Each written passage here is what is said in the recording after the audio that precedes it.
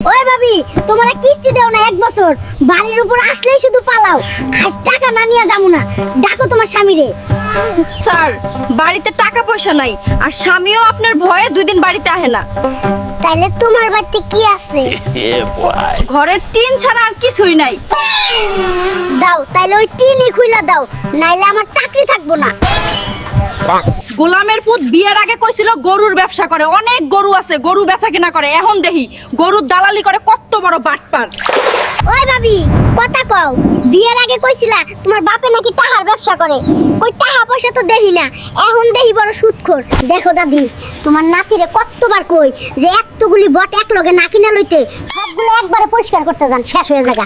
জরিনা, তোর কি বট ধোয়া হইল রে? তাড়াতাড়ি পরিষ্কার কইরা বট বাইজা আমারে দে, আজ পেট পুইরা খামু। তোর কি বট ধোয়া চারটেখানি কথা মনে হয় রে? এতগুলি একবারে আনস্কিল লিগা, এখন খাওন পাইতি না, যা ভাগ। ওরে, কত বড় টিকটিকি আমারে খেয়ে বলবে। কে কোথায় আছিস, এটারে ধর, আমি পালাই। দেখছো ঢঙ্গি ভাবির কাম, দেখছো টিকটিকি দেখে ভয় পায়, আর আমি তার ভয়ে বলতে পারি না তার রান্না খারাপ। ছোকে না, চল আজ আমরা মেলায় ঘুরতে যামুগা। তাড়াতাড়ি কাম সেরা গুছাইলো। আজ 5 বছর ধরে সেরা শাড়ি পরে বেড়াচ্ছি, কোন জুসের বেড়া তা তো দেখিস না। এখন আমার শাড়ি কিনা না দিলা, এই সেরা শাড়ি পরে আমি মেলায় যাবো না। জরিনা, তোর কাম কত দূর হইলো রে? একটু জলদি জলদি কর মামা, মামি তো আয়া পড়লো গ্রাম থেকে। গোলামের পুত আইলো রে, আমার একের পর এক হুকুম করানোর লগে। দেখতাছে কাম করতাছি, তাও আর তারা দেওন লাগবই।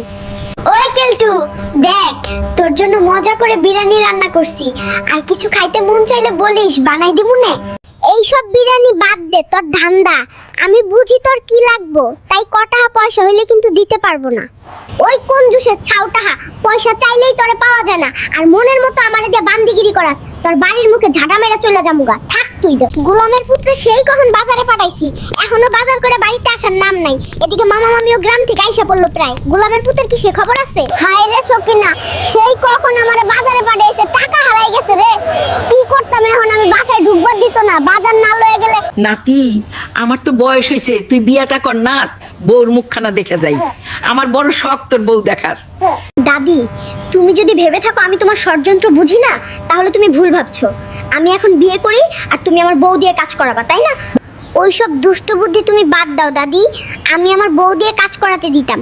আমার বউ শুধু আমার সাথে লুডো খেলবে, বুঝেছো তুমি? হায় রে, মাজা ব্যথায় মইরা গেলাম, চোহেও কম দেহি। কবে থেকে কইতাছি একখান ডাক্তার দেখাইতে, গোলামের পুত আমারে ডাক্তার দেখায় না।